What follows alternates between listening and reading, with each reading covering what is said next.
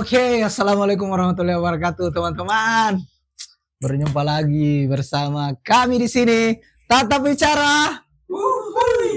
Oke, jadi apa ya? Kali ini kita akan sedikit membahas tema yang agak sedikit apa ya? Sedikit intelektual atau sedikit lebih dewasa ketimbang episode-episode yang kemarin. Nah, sekarang kan 2024 nih. Kemarin kita sudah melewati pesta demokrasi dan saya sendiri sangat penasaran bagaimana sih demokrasi itu di sudut pandang pemuda dan bagaimana pemuda itu terlibat dalam politik yang menurut versi mereka gitu. Nah, kita langsung sambut saja Kakak Muksi. Selamat datang di studio. Siap, terima kasih. Oke. Apa kabar? Alhamdulillah. Kabar baik. Oke. Jadi ini Uci apa? Lagi dekat-dekat nih lagi pesta demokrasi, tapi sebelum kita bahas itu, kita mau tanya dulu, menurut ini demokrasi itu apa gitu? Baiklah, terima kasih. Sebelumnya saya ucapkan terima kasih kepada Tatap Bicara.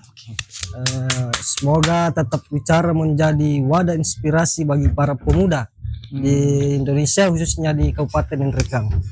Jadi untuk membahas persoalan demokrasi itu kembali mengingat sejarah dulu bahwa proses demokrasi itu terjadi ada beberapa fase.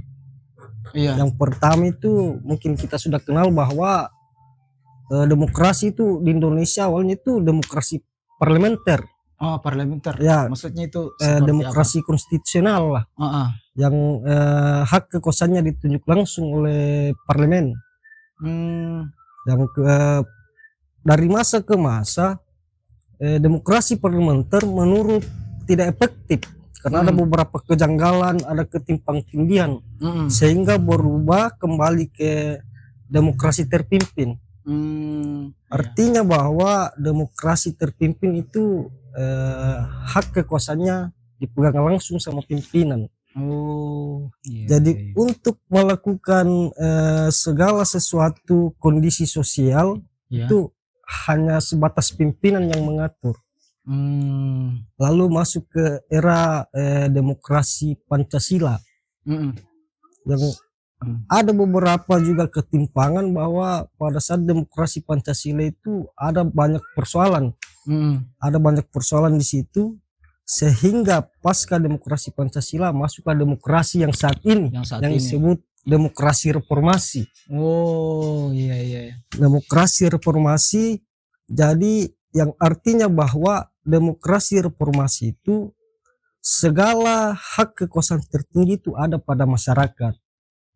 Jadi masyarakatlah yang sebagai pemegang kekuasaan secara demokrasi di Indonesia. Ini model sekarang. Model sekarang. Jadi seiring perkembangan zaman itu demokrasi selalu diperbaharui ya begitu. Ya, dari masa ke masa. Jadi tidak menutup kemungkinan juga model demokrasi yang sekarang kita jalan ini akan diperbarui ke depan. Tidak menutup kemungkinan. Oke, itu pandangannya Kak Uci tentang demokrasi. Nah, biasanya ini di kampung Kak Uci bicara soal demokrasi itu akan menyeret juga pembicaraan soal politik. Nah, kemarin kan ada pesta demokrasi nih di kampung toh. Ada pemilihan kemarin kan, dan ini akan ada lagi ke depan. Nah, menurut sudut pandang ini bagaimana gambaran politik yang ada di kampung? Bagi saya betul yang dikatakan Kakanu bahwa demokrasi tidak lepas dari politik. Sudah jelas bahwa demokrasi salah satunya yang berpolitik. Dan yang perlu saya sampaikan di sini ke anak-anak muda juga bahwa politik adalah bagian daripada seni. Betul. Seni. Jadi pandangan saya tentang politik khususnya di kampung di Nrekang, di kampung tercinta ini. Tercinta sekali ini. Pandangan saya tentang politik itu ya bagus. hanya saja bagaimana teman-teman menafsirkan apa itu politik. Oke, nice. Iya ya. Apa itu politik? Lanjut. Politik ini sebenarnya produk yang baik sekali untuk kita, betul, karena apapun yang terjadi itu diatur sama politik. Kegiatan hari ini pun yang kita lakukan itu diatur sama politik. Betul. Demokrasi apa segala macam di politik. Jantung daripada demokrasi kan politik. Jadi bagi saya teman-teman ya harus bagaimana melihat kondisi politik, dan apabila ada kesalahan dalam berpolitik ya teman-teman pemuda lah yang di situ meluruskan. Betul. Karena politik adalah barang yang bagus. Itu solusinya sebenarnya, ketika memang peduli ya terjun begitu. Ya, betul. Nah, oke, politik di kampung tak itu apa ya? Bergantung sudut pandang dan bagaimana kita menyikapinya, dan sejatinya politik itu bagus lah. Kan? Menurut keilmuannya itu dia bagus. Ya. Fungsinya dalam peradaban manusia itu bagus. Betul. Tapi lagi-lagi nih di kampung tak ini kan demokrasi apa ya, reformasi ya. Demokrasi yang dimana kedaulatan tertinggi itu ada di tangan rakyat. Nah, dalam teknisnya di kampung tak ini bagaimana? Jadi kebetulan kemarin Kakano saya masuk dalam politik praktis. Artinya bahwa kondisi politik yang ada di lapangan itu saya sudah tahu lah. Saya sudah tahu lah bagaimana kondisi politik di lapangan. Bagaimana pada saat saya mulai jalan kemarin ke kampung-kampung, ke desa-desa. Dan saya juga jelaskan di sini kan bahwa perjalanan saya itu salah satunya ada edukasi politiknya lah. Saya edukasi politik. Namun sangat disayangkan ada beberapa wilayah mungkin bagian dari besar wilayah lah, kebanyakan ya. Ada beberapa masyarakat yang ketika saya melakukan sosialisasi takut untuk hadir di tempat itu. Kira-kira kenapa? Saya juga mungkin ada faktor ketakutan karena ada keluarganya yang terlibat, apa segala macam, ada intimidasi atau apa segala macam. Tapi yang perlu kita ketahui bahwa politik itu masyarakat harus ikut berpartisipasi di dalamnya. Bagaimana ketika ada calon yang masuk dalam politik itu mengeluarkan gagasannya di depan masyarakat, menyampaikan gagasannya, karena sejatinya memilih pemimpin itu bukan persoalan keluarga, bukan persoalan teman. Ini kita bicara umat. Ya, ini kita berbicara bagaimana persoalan kemaslahatan umat itu lebih bagus lagi ke depannya, Kakak. Nice. Lalu. Nah, Coach, teman-teman, jadi kita saya spill dulu. Saya kenal Uci itu backgroundnya sebagai aktivis kemarin, aktivis. Dan karena dorongan teman-teman juga, Kak Uci itu seperti yang dibicarakan tadi, masuk ke lingkaran-lingkaran politik untuk seperti yang dibicarakan tadi, untuk konsep perubahan, untuk memperbaiki gitu. Tapi faktanya ya banyak lah yang tidak sesuai dengan ilmu politik yang kita pahami. Betul. Nah, kan ini Kak Uci ini anggaplah Anda salah satu perwakilan dari pemuda di kampung tak ini yang terlibat dalam bergerak, terlibat dalam berpolitik, yang betul-betul ya untuk masyarakat gitu kan. Nah, bagaimana menurut tak soal pemuda yang pilih jalan serupa dengan Anda, bergerak di ini dan itu? Bagi saya pemuda-pemuda itu apabila mengambil langkah untuk masuk ke dunia politik praktis lah istilahnya, saya sangat apresiasi karena ini sudah bagian daripada generasi-generasi yang bagaimana ke depannya menentukan arah daerahnya ke depannya. Betul. Ini sudah era, bisa dibilang era digitalisasi lah. Jadi pemuda lah yang paham tentang persoalan-persoalan seperti ini. Nice. Hanya pemuda lah yang paham tentang persoalan-persoalan digitalisasi apa segala macam.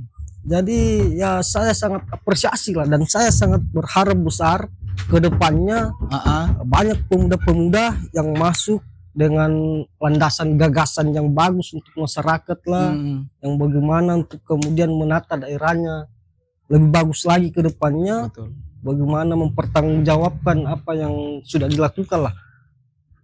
Dan faktanya adalah ketika kita memang mencintai kampung dan ingin melakukan perubahan, jalannya adalah berpolitik. Betul. Gitu kan? Betul. Iya. Nice. Nah,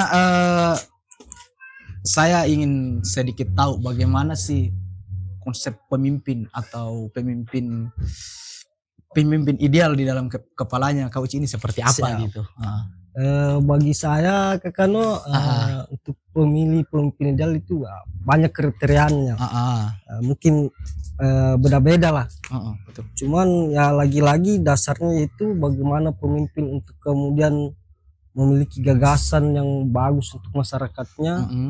Yang kedua, kalau saya pribadi memilih penalaran logika yang sangat tajam. Kenapa perlu logika yang sangat tajam? Untuk kemudian bagaimana bisa membandingkan yang mana yang benar dan yang mana yang salah. Dan yang kedua, bahwa harus memiliki adab yang begitu bagus lah. Karena mereka adalah objek percontohan. Betul, karena menjadi objek percontohan. Di samping itu mereka bisa bedakan yang mana yang salah dan mana yang benar. Dan yang ketiga, bahwa bagaimana sosok pemimpin itu mengambil kebijakan. Oh iya, itu yang paling penting kayaknya. Paling penting, paling krusial ini bagaimana sosok pemimpin itu, bagaimana konsep pengambil kebijakannya. Mungkin itu saya dari pribadi kan. Karena dari kebijakan itu dia mengangkut kepentingan banyak umat. Betul. Karena kebijakan yang sedikit keliru, ya menurut saya juga itu akan membuat banyak masyarakat keliru. Siap. Walaupun di kebijakan itu kekeliruannya sedikit, tapi sampai ke masyarakat banyak gitu. Jadi memang dibutuhkan kebijaksanaan dalam memimpin ya, begitu. Betul, iya. Oke, Kak Uci. Nah, seperti yang saya spill tadi di awal, Kak Uci ini seorang aktivis dan sangat aktif bergerak bersama masyarakat dalam menuntut keadilan, pokoknya membantu menolong segala permasalahan yang ada di masyarakat. Nah, saya kembali lagi nih Kak Uci, bagaimana perbedaan sudut pandang masyarakat ketika Anda datang ke mereka dengan background aktivis dan background seorang politisi begitu? Ya, betul. Jadi bagi saya mungkin ada teman-teman kemarin yang mengatakan bahwa aktivis itu kenapa harus terjun ke dunia politik? Ya itu.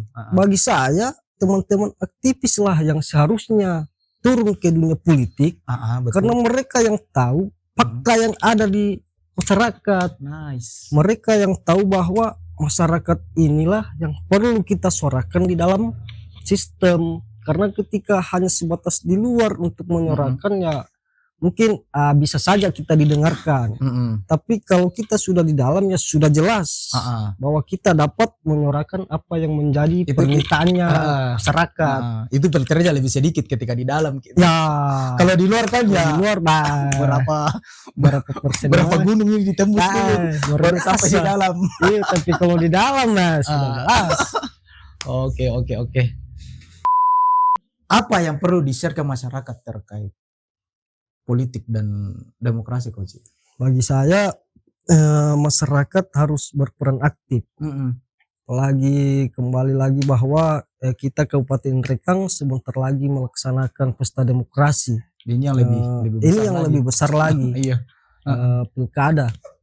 Jadi yang ingin saya sampaikan kepada masyarakat bahwa yang pertama ya hindari berita hoax lah, yang dapat menimbulkan perpecahan di masyarakat lah.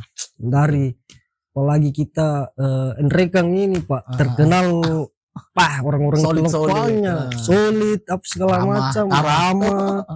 Jadi alangkah bagusnya teman-teman bijak untuk berdemokrasi lah, berdemokrasi dan berpolitik.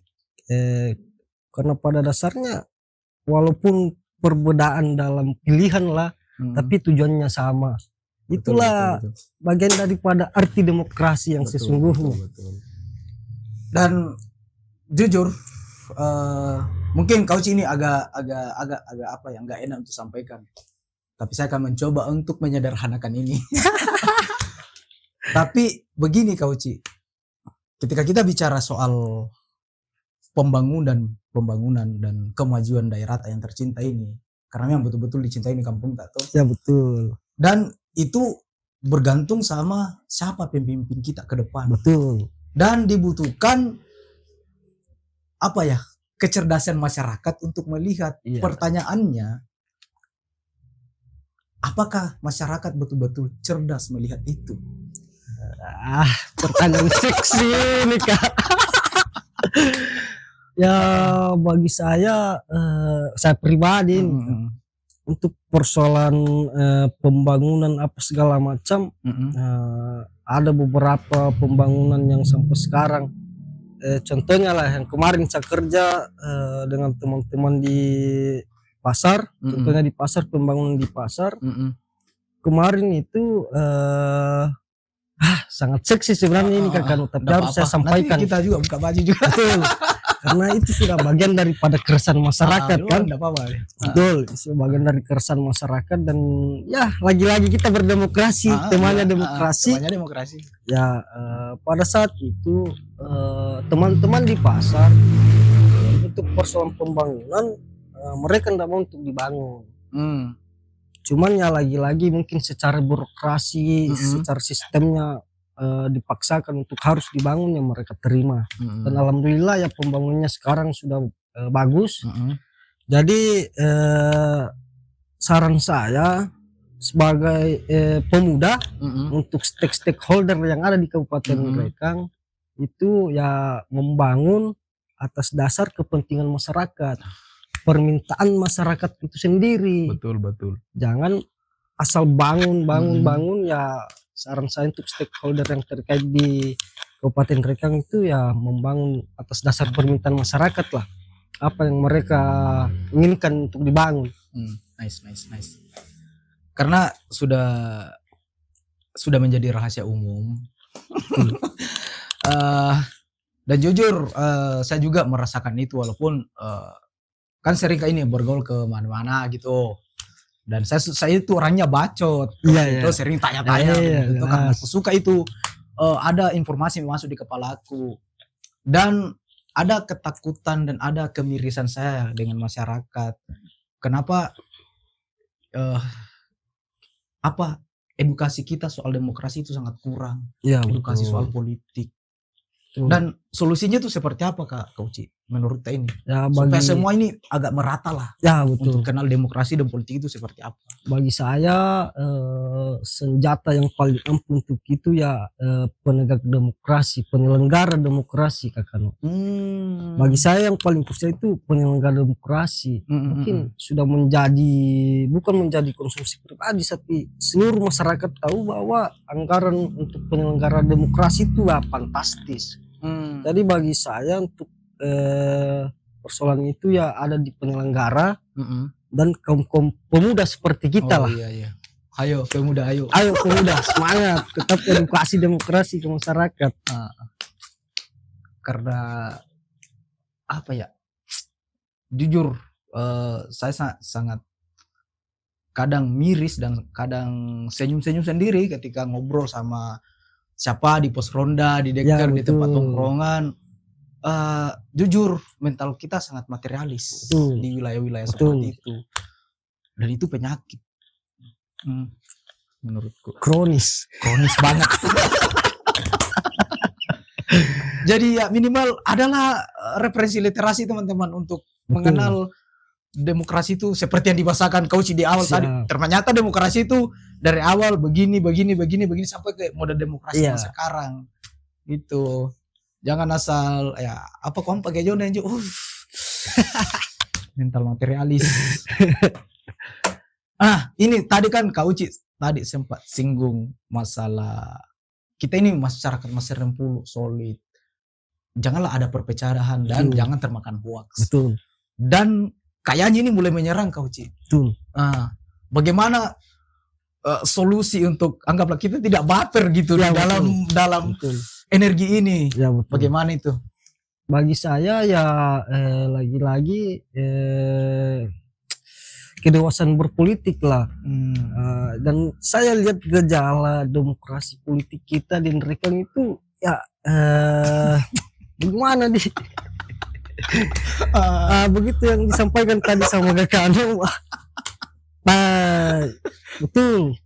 Sangat disayangkan ketika berpolitik itu membawa perasaan. Betul. Makanya tadi saya sampaikan bahwa berpolitik itu ya dasarnya ya berlogika lah. Logika yang tajam. Logika yang tajam lah, bukan tentang persoalan perasaan. Karena ya perbedaan pendapat itu wajar saja. Jangan sampai tidak baku ngomong. Itu yang jadi persoalan penyakit kita di masyarakat, Kakak. Iya, dan itu mengganggu saya. Betul. Saya sekarang Kak Uci itu bergaul ke sini salah, bergaul ke sana salah, karena apa ya? Ada labeling yang berjalan di masyarakat. Dan itu sangat mengganggu gitu. Betul. Padahal ya background saya cuma seni, saya tidak berafiliasi dengan siapapun gitu tuh. Aduh, itu Kak Uci. Jadi teman-teman yang ikut dalam politik praktis ya harusnya kalian lah yang mengedukasi ke masyarakat. Jangan sebagai pemangku timbulnya perpecahan karena perbedaan pilihan kah, perbedaan pendapat lah ya. Esensi dari demokrasi kan itu Kakak. Jadi ya wajar-wajar saja. Itu bentuknya lebih variatif lagi. Iya, betul. Ketika negara-negara maju yang demokrasinya sudah maju, ya itu jauh lebih variatif lagi. Tapi saya pernah berdiskusi dengan teman Kak Uci. Katanya, kita ini lama kan diskusi. Katanya demokrasi itu tidak cocok di negara Ata karena dapat maca enak. Ya, aduh. Bilang ya. Saya juga sepakat tentang itu. Katanya konsep demokrasi itu untuk masyarakat yang kecerdasannya di atas rata-rata. Bede. Saya juga sepakat tentang itu. Tapi ya dipaksa untuk berdemokrasi ya. Itulah. Karena kita ini kaum minor tuh. Maksudnya jarang kita sorot. Ya. Pun kalau kita ngomong ya apa tong itu tuh. Ya, biasa. Betul. Ya, tapi ya udah. Intinya oke lah. Mungkin sebagian teman-teman yang tanda kutip melihat bahwa Kak Uci datang di sini sebagai background apa karena namanya juga stigma cepat sekali mengalir. Ya, jujur saya berinisiatif untuk undang beliau untuk ngobrol soal ini karena ya salah satu teman diskusi saya yang punya logik yang tajam ya beliau. Lebih tajam kita Kak. Pada Mataram ya. Aduh, apalagi nih Kak Uci terkait ini berapa bulan ke depan ya. Saya pengen adalah orang yang menyentil itu soal kesadaran demokrasi. Betul. Jadi bagi saya ya kembali lagi bahwa salah satunya juga Kak kan partai politik itu harusnya memberikan pendidikan demokrasi ke masyarakat. Mereka yang jalan lengkapkan strukturnya lah. Untuk bagaimana bisa memberikan edukasi politik, bagaimana berdemokrasi yang baik. Karena bagaimanapun mereka adalah pemangku demokrasi. Betul. Mereka adalah item demokrasi yang paling real lah. Paling real. Jadi kedua, apa fungsi untuk bagaimana partai politik jalan di masyarakat ya satu-satunya mencari kader lah. Untuk kemudian bagaimana bisa menghasilkan kader-kader yang terbaik untuk bagaimana ke depannya berkontribusi ke daerahnya. Betul. Karena bagaimanapun ya kita masuk dalam politik itu harus melalui partai politik. Betul. Partai politik yang memegang. Dan itu faktanya kan. Itu faktanya seperti itu. Dan memang ya Ya itulah sistem kita. Ya, Demokrasi betul. memang modelnya kayak begitu. Nah, ini agak personal ini Kak Uci. Siap. Apa yang memotivasi Anda masuk ke partai politik? Jadi pertama yang memotivasi saya sudah jelas Kano, bahwa murni dari keresahan masyarakat sebenarnya. Kemarin saya masuk ke partai politik ya murni dari keresahan. Sebelum saya masuk ke partai politik itu dan mencalonkan diri kemarin sebagai salah satu kandidat legislatif itu ya saya murni karena keresahan. Kenapa ada beberapa kemarin masyarakat yang mengadu ke saya tentang begini. Ya lagi-lagi tanggung jawab kita sebagai pemuda kan, iya, betul. menyerap. Dan satu-satunya untuk bagaimana mengaktualisasikan apa permintaannya ya masuk ke situ. Masuk ke sini. Salah satu jalannya itu. Salah satu jalannya ini. Betul. Ya dan ternyata ya lagi-lagi kembali ke tingkat keterpilihannya kan lagi-lagi ya. Serahkan ke masyarakat. Betul, ya. Betul. Jadi bagaimana masyarakat nantinya hasilnya ya siapa yang itu yang di dalam. Betul. Siapa yang terpilih kan hasil representatif dari masyarakat. Dan mungkin belum bisa terima bagaimana konsepnya kita ke masyarakat. Jadi ya alhamdulillah juga. Padahal yang dorong juga masyarakat. Padahal yang dorong juga kita masyarakat. Walaupun ya tidak terpilih ya. Tapi apa ya? Ada sempat kita harap juga kemarin, tapi ya namanya kekuatan kita, power kita terbatas sekali. Betul. Jadi ya udahlah. Anda berada di jalan kemarin itu, kita juga sangat bersyukur punya sosok kayak Anda dan teman-teman yang ya masih setia turun ke jalan. Apalagi kemarin saya lihat itu viral. Siap. Boleh lah Jambi sentil itu Intinya Kak Uci ini teman-teman, kalau ada masalah yang berkaitan dengan kepentingan masyarakat banyak, betul. Kak Uci itu salah satu orang yang paling di depan berdiri. Dan saya berani ngomong itu karena saya lihat dan saya sering sama dengan beliau. Oke. Apa ini yang terakhir ini, kita bicara harapan-harapan ke depan. Siap. Bagaimana harapan-harapan Kak Uci persoalan Nrekang ke depan? Harapan saya ya Nrekang itu ke depannya lebih baik lagi lah. Lebih baik dan kesadarannya masyarakat juga untuk kemudian ke depannya memilih pemimpin yang betul-betul punya gagasan yang bagus lah untuk Nrekang ini. Pemudanya juga kalau bisa ya ikut berpartisipasi dalam pesta demokrasi, sebagaimana bahwa para pendiri kita ini sudah jelas menitipkan kepada kita bangsa ini untuk kemudian bagaimana napas negara ini ke depannya ya ada di kita, tanggung jawabnya kita sebagai pemuda lah. Walaupun ya kita ini ya pasti sudah jelas bahwa harapan kita bersama itu kemajuan Nrekang yang lebih bagus lah, pembangunannya merata apa segala macam ya, pembagian daripada distribusi subsidi lah merata ke masyarakat lah. Konsep keadilan lagi-lagi konsep keadilan. Betul. Oke, jadi mudah-mudahan teman-teman ini ditonton oleh orang-orang yang sekarang berada di proses itu, dan mudah-mudahan suara-suara kita ini dianggap juga bagian dari suara rakyat. Seperti yang kita bicarakan tadi, distribusi yang merata. Ya.